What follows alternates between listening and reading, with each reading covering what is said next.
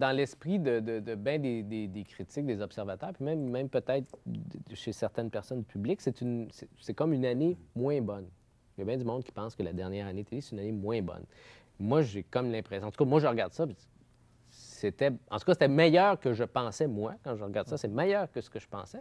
Et je pense que c'est meilleur peut-être qu'au moins une saison qu'on a déjà faite ailleurs et peut-être deux. Dans ma tête, à moi, c'est une des deux meilleures saisons de télé qu'on a faites. Puis le résultat de ça, parce que là, on travaille sur des DVD, donc il faut faire une sélection de chacune de ces années-là.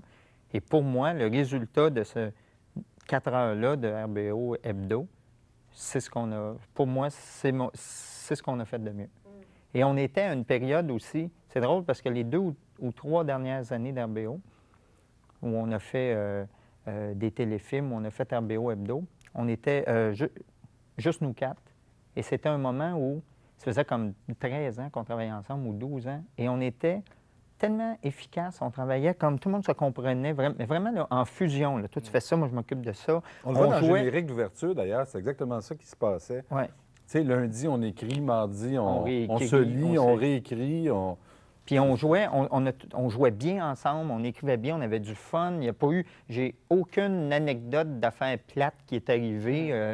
Je pense qu'on ne chicanait pas, ça allait bien, on aimait ça, on était content d'y aller. Cette année-là, parce qu'on avait plus de temps, on avait plus de moyens, on a fait dans nos meilleures parodies de pub, on les a faites là. Je te dis. Ce qui est en tournage extérieur, ce qui est un gros avantage, on a pu aller dans des locations. On pouvait à côté moyen un peu, puis faire parodier une pub qui a 14 plans ou 50 plans en les faisant pour le vrai. Cela dit, il y a l'attrait de la nouveauté aussi pour nous parce qu'on redécouvre ce matériel-là. Ça n'a pas été sur des vidéocassettes avant, puis on l'a vu moins souvent. Ceci dit, je trouve que c'est aisément comparable à ce qu'on a fait de mieux dans les autres années. Et moi, ce que je remarque de cette année-là, c'est qu'on était justement peut-être plus politique. C'est là qu'on a fait l'Alberta en direct, les Maritimes en direct, Repulse, les Minutes du patrimoine. Toutes ces choses-là, c'est une dimension qu'on n'avait pas exploitée à ce point-là, je trouve. Je trouve qu'on est peut-être plus éditoriaux la dernière année. Bruno. Ah, Yves et Bruno. Bruno est très facile à suivre. C'est le Ringo. Tu mets une barbe, si tu fais un autre personnage qui danse, ça va être du Ringo.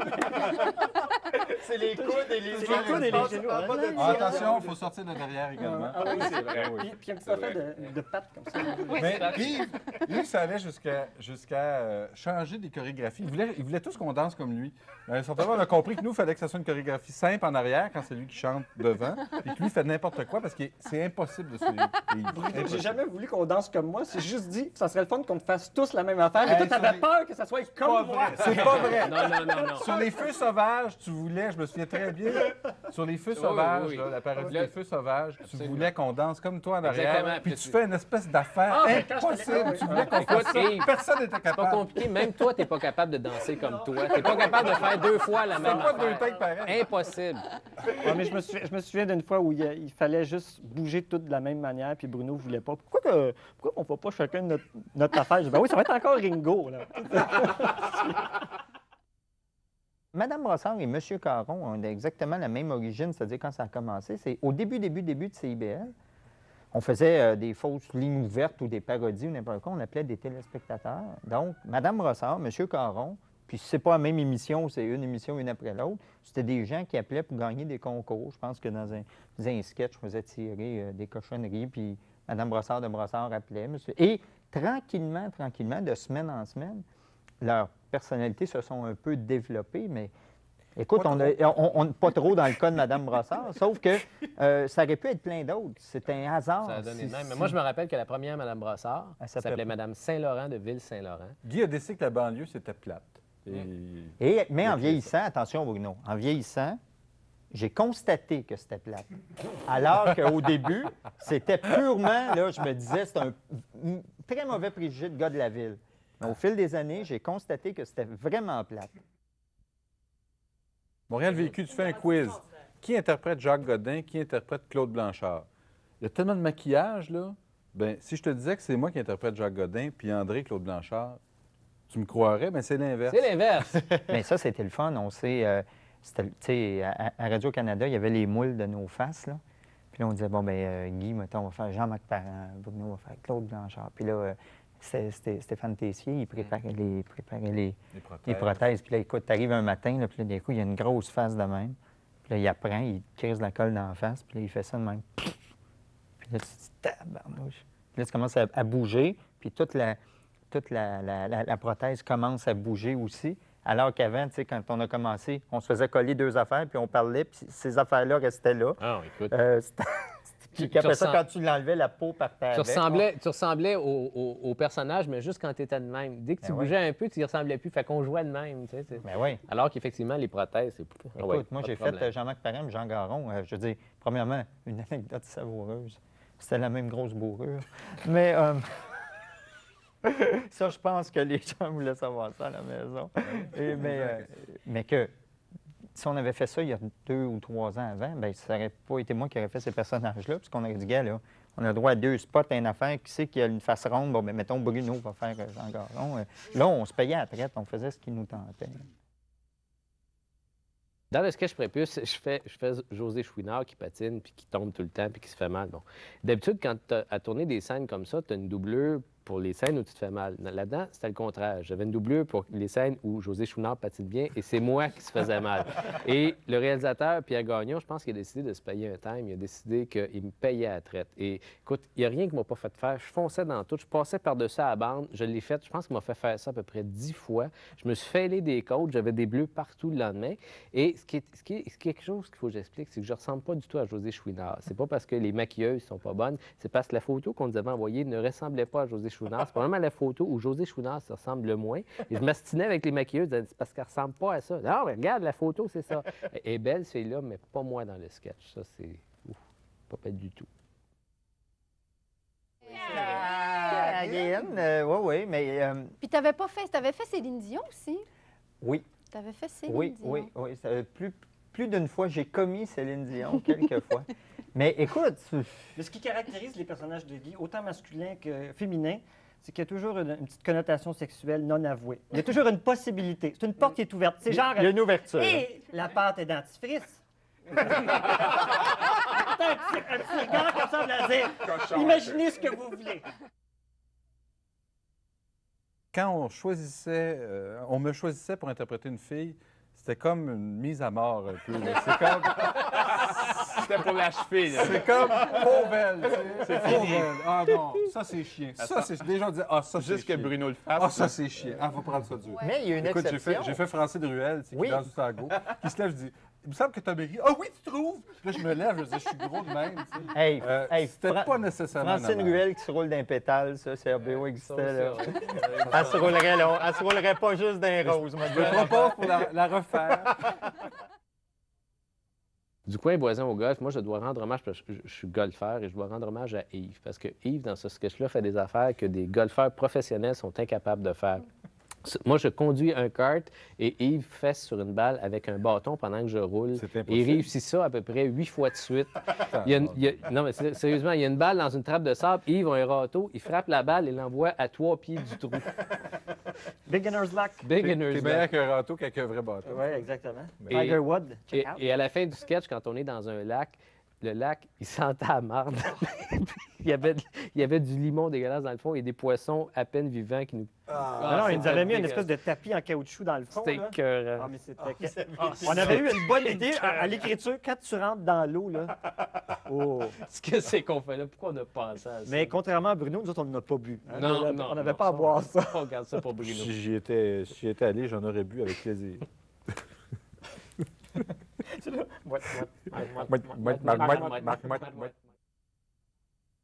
Le lait. Le lait. Euh, C'était du pudding au chocolat. C'est ça. Maintenant, les gens le savent. C'est qu'on voit à la fin Yves qui revient dans... Tu pars avec ton oreiller, puis tu reviens dans le décor. Qu'est-ce qui se passe exactement? Ben, c'est parce que Guy Mongrain va se coucher. Le concept, c'est qu'il va se coucher, mais vu qu'il faut qu'il travaille le lendemain à Salut Bonjour, il couche dans le décor.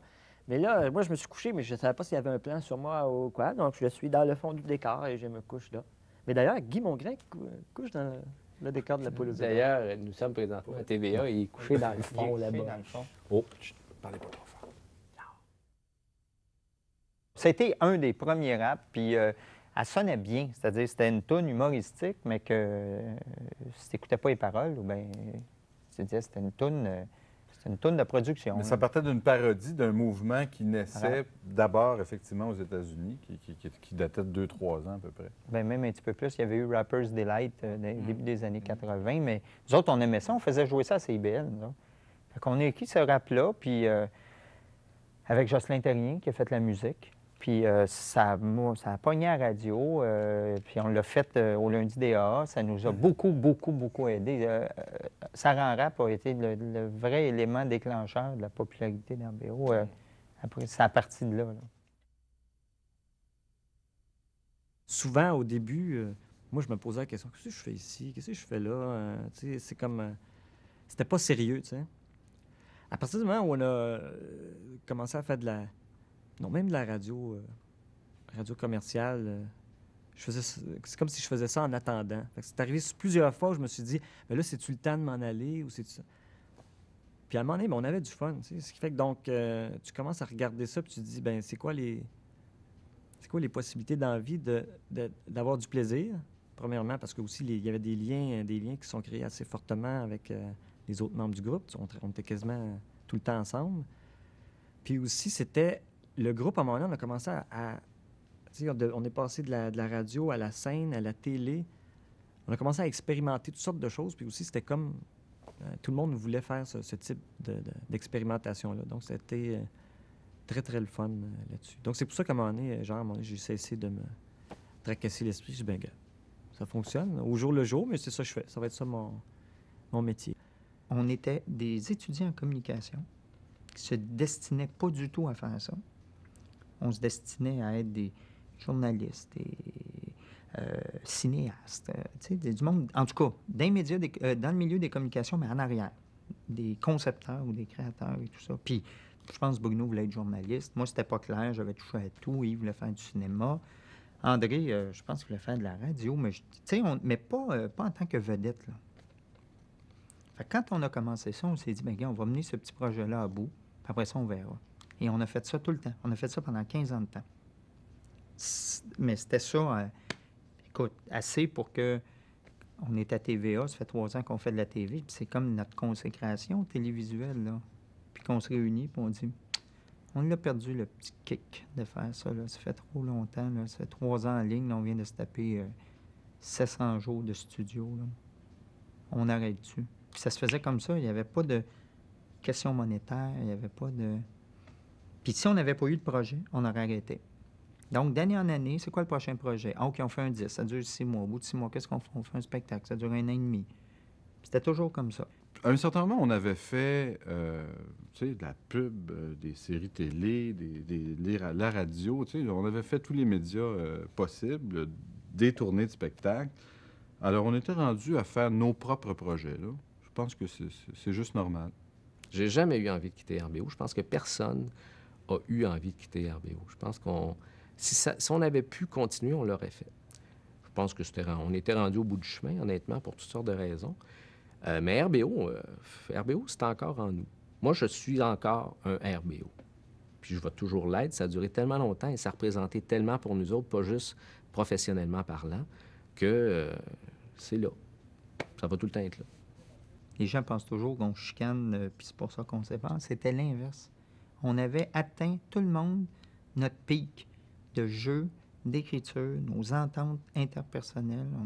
C'était impeccable. Mais vraiment, là, j'ai jamais connu ça en 15 ans de RBO. C'était le plus beau, la plus belle équipe que j'ai vue. Donc, on est tous très honnêtes, puis on exprime ce qu'on veut faire, puis tout ça. Puis il n'y a pas de projet commun. Là, d'un coup, Bruno, il lève la main, puis il dit, bien, on devrait peut-être suspendre les activités pour 1 an. Écoute, grosse affaire, là. En 15 ans, on avait arrêté 3 mois une fois, tu sais. Là, il y a comme des... Puis là, tout le monde est d'accord. C'est pas, oui, super, mais c'est... Ouais, on est peut-être... faut peut-être réfléchir chacun de notre bord, Et moi, qui était très, très, très sollicité de l'extérieur, j'étais tellement down. Mais j'étais d'accord avec la décision de commune. J'étais parfaitement d'accord. Mais j'étais down. J'ai pas sauté sur le téléphone après et me dit « Hey, ça marche ça encore? » C'était pas ça. J'étais catastrophé. Parce que entre 20 ans et 35 ans, moi, la seule affaire que j'avais fait dans ma vie, c'était RBO. Puis sur mon CV, c'était écrit 1981, 1995, RBO. C'est juste ça.